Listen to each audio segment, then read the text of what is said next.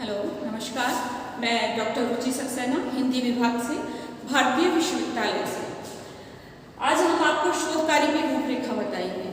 जब शोध कार्य का विषय हम चयन कर लेते हैं और उस पर जब उसकी रूपरेखा तैयार करते हैं, तो आप किसी भी क्षेत्र में शोध कार्य करें, चाहे आपको साइंस में हो, आपका चाहे आर्ट में हो, हिंदी में हो, किसी भी विषय में हो, तो आपको उसकी जब प्रारंभ करेंगे शोध, तो उसकी रूपरेखा तैयार करनी होती है।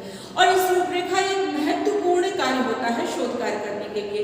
इसको तैयार करने में आपको क्या करना है, जितना अध्ययन, जितना मनन, जितने विशेषज्ञों से विचार विमर्श आदान प्रदान करेंगे, अनुसंधान कार्य आपका उतना ही सरल एवं निर्विघ्न होता है। यानी रूपरेखा आपकी अच्छी तैयार होगी तो आपका अनुसंधान कार्य निर्विघ्न रूप से चलेगा। जो रूपरेखा आप तैयार करेंगे, इसकी 10 प्रतिलिपियां आपको विश्वविद्यालय में शोध विभाग में जमा करनी होती है और शोध का पंजीकरण कराना होता है।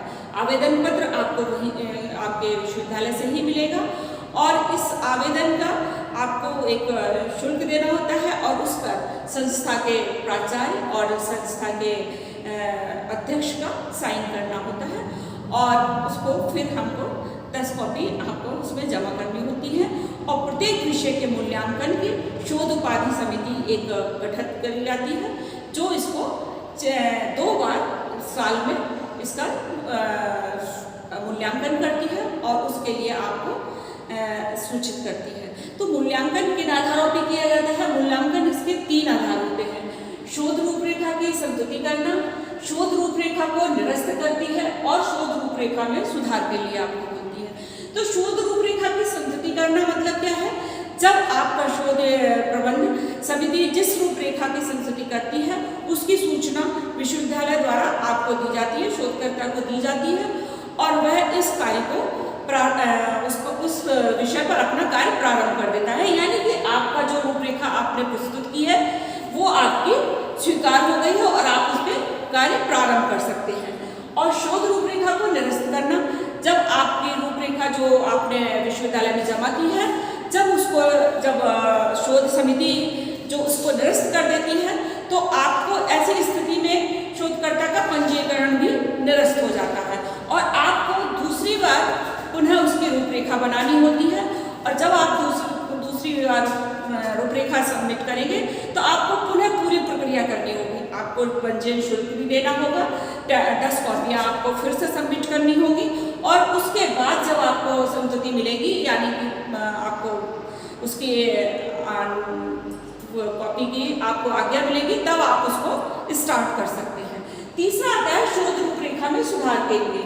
आपको सूचित किया जाता है, जो शोध उपाधि समिति होती है उसका मूल्यांकन करती है और जहाँ पर आपको सुधार के लिए बोलती है वहाँ पर आप उसको सुधार करेंगे और सुधार करने के बाद आपको उसके बाद कोई भी शुल्क नहीं लगता है और सुधार करने के बाद आप उसको पुनः इसका अपने शोध कार्य को प्रारंभ कर देंगे उसी चीज़ पर जिस पे आप कर रहे हैं। जहाँ पर आपको सुधार के लिए बोला गया है वहाँ पर सुधार कर आप अपना कार्य प्रारंभ कर देंगे। शोध रूपरेखा का प्रारूप कैसे तैयार किया जाए? शोध रूपरेखा को प्रारंभ करने के लिए आपको एक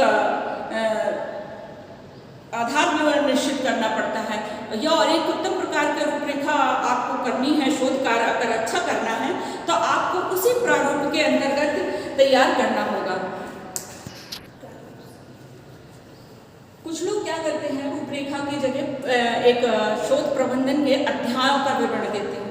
तो अध्याय का जो विवरण देते हैं वो दूसरा होता है। वास्तव में शोध रूपरेखा का मुख्य उद्देश्य है अन्य व्यक्तियों तथा विशेषज्ञों के यह बताने कि मैं क्या कर रहा हूँ, कैसे कर रहा हूँ और क्यों कर रहा हूँ। मतलब एक शोध का जो विषय है, मैं उसमें क्या करना चाहता हूँ और कैसे करूँगा और कैसे क्या दिखाना चाहता हूँ, ये होता है।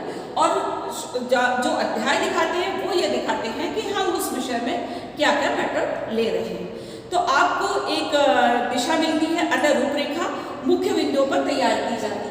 सबसे पहला बिंदु है समस्या का कथन। समस्या जो विषय है आपका, उसको हम समस्या क्या है, इसके अंतर्गत समस्या की उत्पत्ति का संक्षिप्त कर देते हैं और उसे प्रस्तुत करते हैं। जो हमारी समस्या होती है उस उसको हम छोटे रूप में उसका कथन देकर उसको देते हैं और वही हमारा उस शोध का मुख्य टाइटल होता है। समस्या का कथन। नेक्स्ट आता है समस्या का कथन। शोध कार्य किसी समस्या के समाधान अथवा मौलिक प्रश्न का उत्तर ज्ञात करने के लिए किया जाता है। समस्या यह प्रश्न के अधिक व्यापक नहीं करना चाहिए, उसकी परिभाषा एक कथन के रूप में जारी करनी चाहिए, जिससे शोध का शीर्षक कहते हैं। समस्या का रूप ऐसा होना चाहिए जिसके लिए निश्चित निर्णय लिया जा सके, यानी कि जो आपकी समस्या है उसको बहुत बड़ा नहीं करना चाहिए, छोटे रूप में देना चाहिए, क्योंकि वही आपका विषय शोध का एक शीर्षक होता है। तो बड़ा करने में थोड़ा सा दिक्कत आती है और उसमें आपको वर्क भी ज़्यादा करना पड़ेगा। यह विवरण एक बात पर मुख्य पृष्ठ पर अंकित होना चाहिए। दूसरा आता है समस्या का सैद्धांतिक आधार। आपको यह जानकारी अवश्य होनी चाहिए कि आप जिस विशिष्ट क्षेत्र में अपना शोध कार्य कर रहे हैं उसके लिए वैज्ञानिक पक्ष तथा इससे संबंधित शोध कार्यों का जानकारी कैसे दी जाए, इसका उल्लेख संक्षिप्त रूप में करना चाहिए तथा संदर्भ ग्रंथों तथा पुस्तकों के भी पाठ टिप्पणी के रूप में अंकित करना चाहिए। शोध कार्यों की समीक्षा भी की जाती है जिसका उल्लेख संक्षेप में होना चाहिए। नेक्स्ट पॉइंट आता है हमारा शोध का उद्देश्य। शोध कार्यों का अपना विशिष्ट उद्देश्य होता है। साधारणतः शोध के उद्देश्य माने जाते हैं सैद्धांतिक, तथ्यात्मक और व्यवहारिक। अतः शोध कार्य के उद्देश्य को स्पष्ट करने में अंकित करना चाहिए कि शोध का उद्देश्य एक या एक से अधिक हो सकते हैं, तो उसको आप स्पष्ट करिए कि आप कौन से उद्देश्य को सामने लाना चाहते हैं। प्रत्येक विषय का शोध रूपरेखा में उद्देश्यों की अवश्य लिखना आवश्यक है। आप जो भी शोध कार्य किसी भी क्षेत्र में करें उसका उद्देश्य लिखना आपके लिए बहुत ज़रूरी है। नेक्स्ट पॉइंट आता है शोध की परिकल्पनाएं। वैज्ञानिक शोध कार्यों में परिकल्पनाओं का विशेष महत्व होता है। शोध का प्रारूप परिकल्पनाओं पर आधारित होता है। इसके दो प्रकार होते हैं, दिशायुक्त परिकल्पना और दिशाविहीन परिकल्पना। दिशायुक्त परिकल्पना में सैद्धांतिक आधार अंकित करना चाहिए समस्या के समाधान के लिए संभावित रूप। तो दिशायुक्त परिकल्पनाओं को स्पष्ट करना तथा सरल रूप में लिखना चाहिए। परिकल्पनाओं का प्रत्यक्ष संबंध शोध उद्देश्यों से होना चाहिए। नेक्स्ट पॉइंट आता है हमारा न्यायदर्श। सामाजिक विषयों के शोध कार्यों में न्यायदर्श की विशेष समस्या रहती है और शोध का प्रारूप न्यायदर्श के स्वरूप पर आधारित होता है। अतः रूपरेखा में न्यायदर्श का उल्लेख अवश्य होना चाहिए जिससे विशेषज्ञों की अनुमति भी मिल सके। नेक्स्ट पॉइंट है हमारा चर व उनका चयन।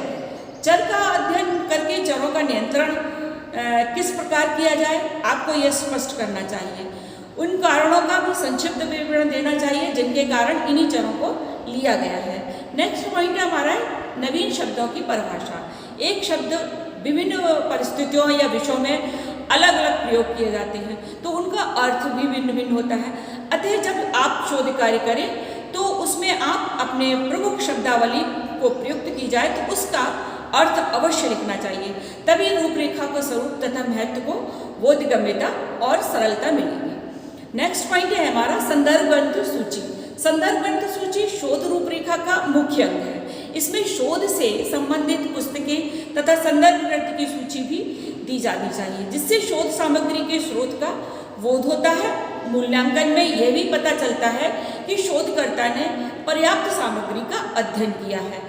अधिक महत्वपूर्ण तथा संबंधित पुस्तकों को संदर्भ सूची में देना चाहिए। जो आपने प्रमुख रूप से जो आपने ग्रंथ उपयोग किए हैं उनका नाम अवश्य देना चाहिए। संभावित शोध प्रबंध विषय सूची का उल्लेख करना चाहिए जिससे शोधकर्ता को जो क्रियाएं उनके संबंध में पूर्ण जानकारी रखती हैं शोध प्रबंध समिति को भी मूल्यांकन में उनका निर्णय लेने में सहायता मिलती है। जो आप देते हैं, जो सारी सामग्री आप देंगे तो आपका जब मूल्यांकन होगा तो मूल्यांकनकर्ता को इससे बहुत सहायता मिलती है। तो हम कह सकते हैं कि शोध की रूपरेखा के मूल्यांकन में या उनके तैयार करते समय उनकी व्यवहारिकता पर विशेष ध्यान देना चाहिए जिससे कि आपका शोध कार्य एक उच्च कोटि का शोध कार्य है और एक बहुत ही निर्विघ्न आपका शोध कार्य संपन्न होगा। नेक्स्ट पॉइंट में कल हम आपको अगले विषय की जानकारी देंगे।